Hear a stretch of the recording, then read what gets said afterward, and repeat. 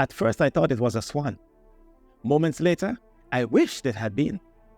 As I arrived home from school in the early afternoon, there was at first glance an image on the television screen which kinda looked like a swan.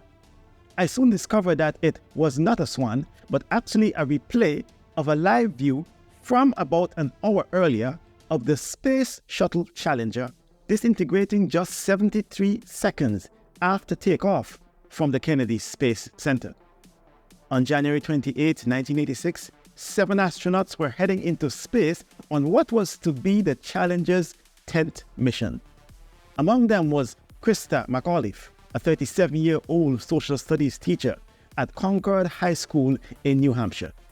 Her participation in the mission meant school children from all over the country were watching coverage of the launch.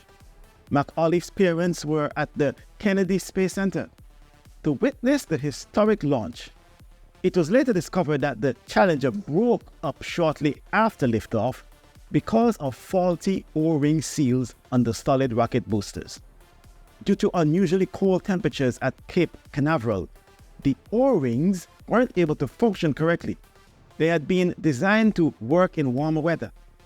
A vehicle weighing 4.5 million pounds was undone by O-rings weighing a few ounces. The Challenger had a fatal flaw.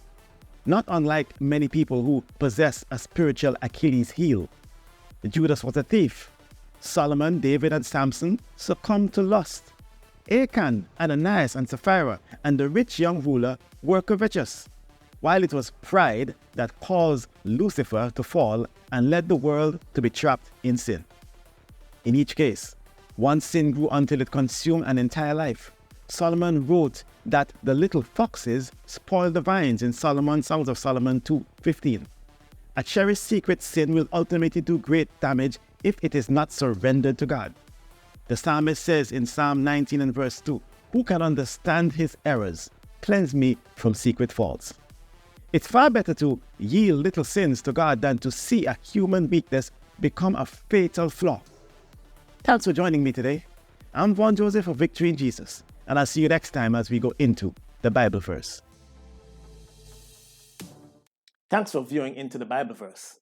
For immediate notification on your phone, your tablet, or laptop, remember to click or press the subscribe button below. And more importantly, click or push this bell icon. Thanks in advance for your support.